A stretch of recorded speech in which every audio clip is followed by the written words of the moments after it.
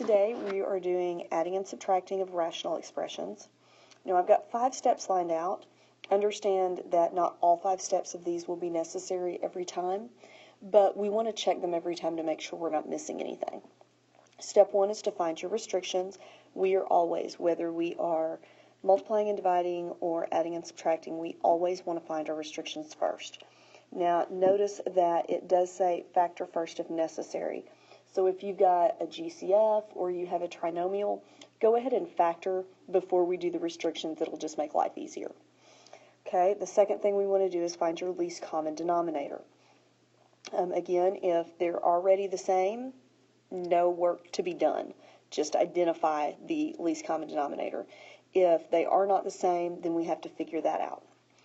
If we have to actually create a least common denominator, step 3 is find your new numerators. Remember that if we change the denominator, we have to change the numerator by the same amount. So make sure you don't forget that step. Step 4 is adding and subtracting the numerators. Remember, when we add and subtract fractions, we only combine the numerators because our denominators are common. And then step 5, if there's anything at the very end that can be simplified from top to bottom, from numerator to denominator, we want to go ahead and do that. So let's go ahead and do our first example. Step 1, we want to find our restrictions. Well, both of the denominators are 8v, so I'm going to come over here. 8v equals 0, and I'm going to solve for v. Divide by 8, divide by 8. V equals 0 divided by 8 is 0, so V cannot equal 0. Now, since the U is not in the denominator, we are not going to have a restriction on U, because remember, the restrictions are about not allowing the denominator to be 0.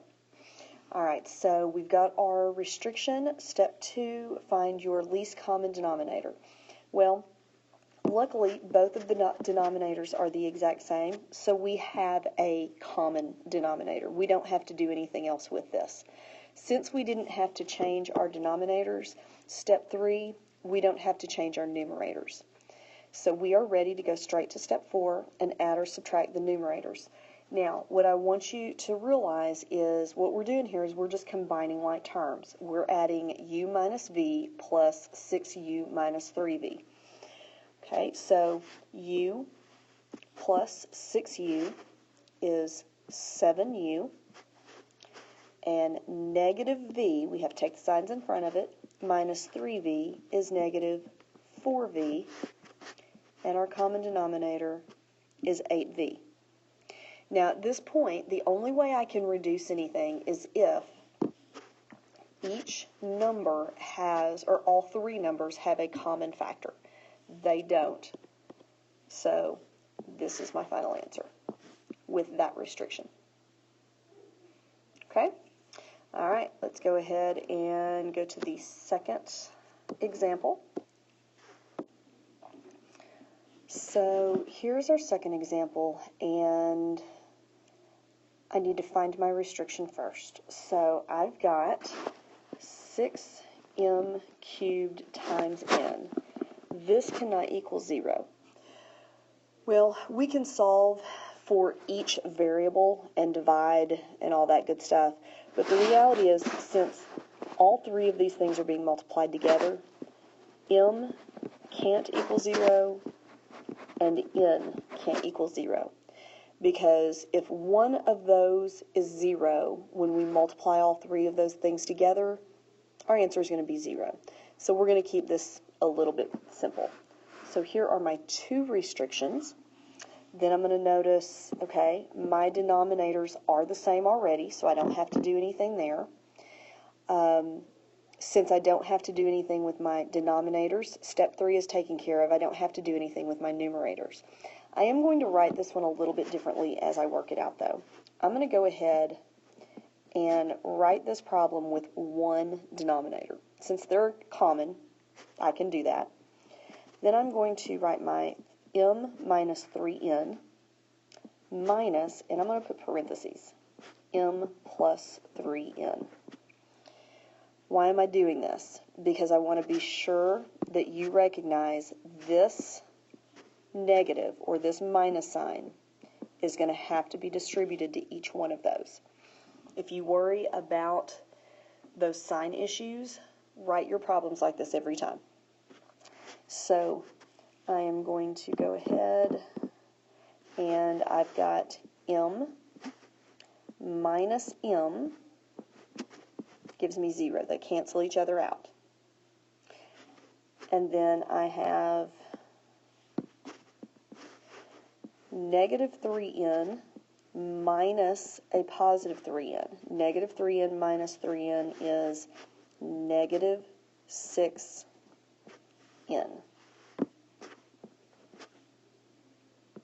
over 6m cubed n.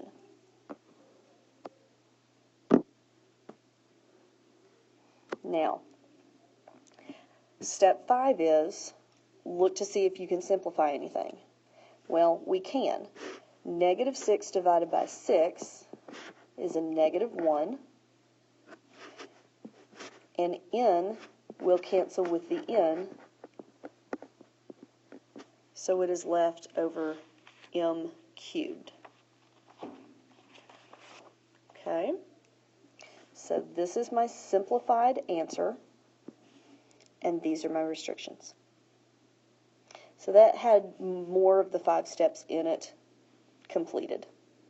Okay, let's look at another example. Okay, here's our third example. So we're going to find our restrictions first. Well, I've got an x minus 1 and a 4. Well, I'm quickly going to sit here and show you 4 equals 0 is not a true statement, so we don't have to worry about that. It's just untrue. So we're going to focus on x minus 1 equals 0, plus 1, x equals positive 1. So that's what we can't have for x. So 1 is our restriction. Okay. Now, we need to find our least common denominator. Well, what I'm noticing here is that these two things are not the same. Okay, they don't share anything. So remember on the previous video I told you what we're going to do in that situation is we are going to just multiply those two things together. 4 times x minus 1.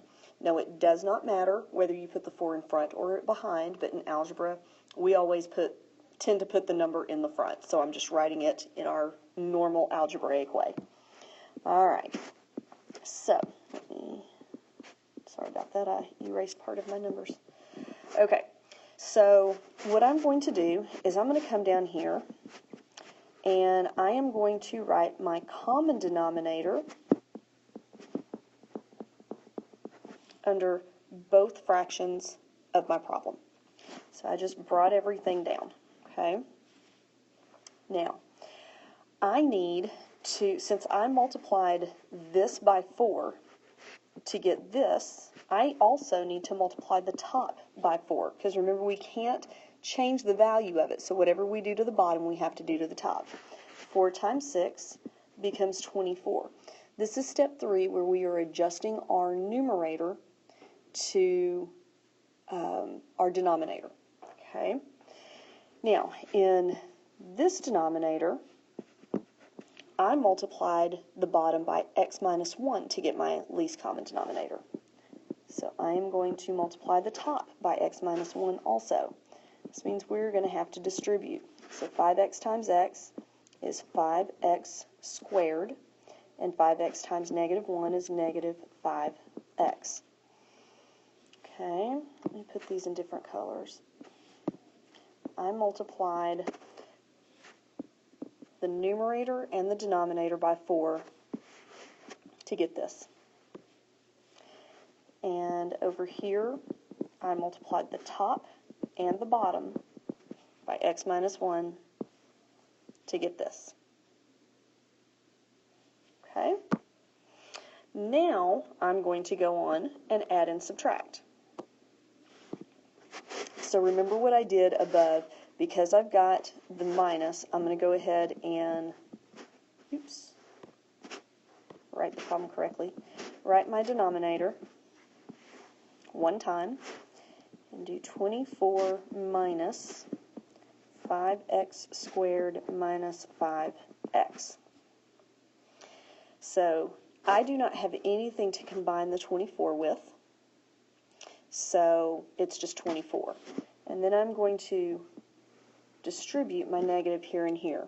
Now what I'm seeing is I'm going to have a trinomial, so you could write it as 24 minus 5x squared plus 5x over 4 times x minus 1. But what I'm going to do is I'm going to rearrange my trinomial in standard form. So negative 5x squared plus 5x plus 24, because it's a positive 24, over 4 times x minus 1. Okay, so here I have my answer, here I have my LCD, and here I have my restrictions. Now, if I could factor this nicely and cancel an x minus 1 out, or even a 4 out, I would. I'm pretty sure I cannot factor that to get an x minus 1 as a factor, so we're going to stop there. All right, let's do another one. Okay, so I have 3 over x plus 7 plus 4 over x minus 8. First thing I'm going to do is find my restrictions. So x plus 7 equals 0, starting with this one. Subtract 7, x equals negative 7, so x can't equal 7. And now I've got the x minus 8. X minus 8 equals 0, add 8 to both sides, x equals positive 8. So it can't equal negative 7 or positive 8 because those two numbers, if we plug them in, would make our denominator 0. Okay, my least common denominator. Well, I've got x plus 7 and I've got x minus 8. They don't have anything in common. They are not the same thing. So I am just going to multiply them together. Oops.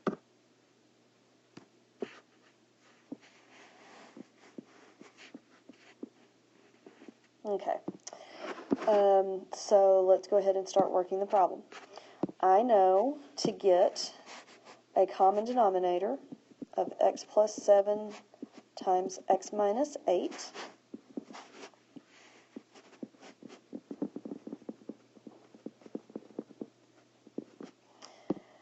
Here, I need to multiply x minus 8 to the top and the bottom.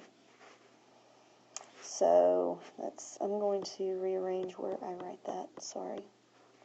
I'm going to write it over here. So you can see we need to distribute that 3. Now, this is step 3 where I am adjusting my numerator because I had to adjust my denominator. So 3 times x is 3x minus 24. Now, over here, I had to multiply the denominator by x plus 7, so I also need to multiply the top by x plus 7. Again, I'm going to distribute. I get 4x plus 28. Now, if you want, we can go ahead and write this like we have been. We're going to end up with one denominator. We've got 3x minus 24 plus 4x. Now, you can put this in parentheses at this point, but since this is a positive, we really don't need to. It's not going to change any signs. So I've got 3x plus 4x is 7x. And then I've got negative 24 plus 28. That's going to leave me with a positive 4. X plus 7, x minus 8 on bottom. I do not have a GCF on the numerator, so I do not have anything else that I can simplify. My answer, my LCD, and my 2 restrictions. Okay, we are going to do one more, and then I will leave you to your practice. Okay, first thing we want to do are restrictions. I've got an n plus 5. I've got a 2n plus 6. I see a GCF in there of 2, so let's factor that out first. 2n divided by 2 is n, 6 divided by 2 is 3. Alright, so let's go over. We've got n plus 5 equals 0, subtract 5, n cannot equal negative 5, and then 2 equals 0 isn't a true statement, so we're ignoring that one. And then n plus 3 equals 0, minus 3 from both sides, and we get n equals negative 3. So negative 3 would make it 0 also. So we've got our two restrictions. All right, so then we need to look for our least common denominator. Now I've got an n plus 5, a 2, and an n plus 3. All of them are different, so that means I am going to have 2 times n plus 3 times n plus 5. It is absolutely fine if these two parentheses are switched. That's not going to be a problem because it's multiplication. So we've done step 1, our restrictions.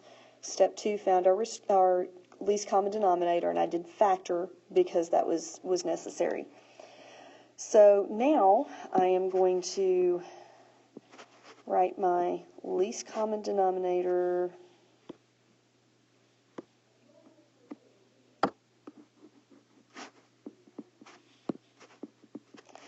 2 times n plus 3 times n plus 5, and over here 2 times n plus 3 times n plus 5.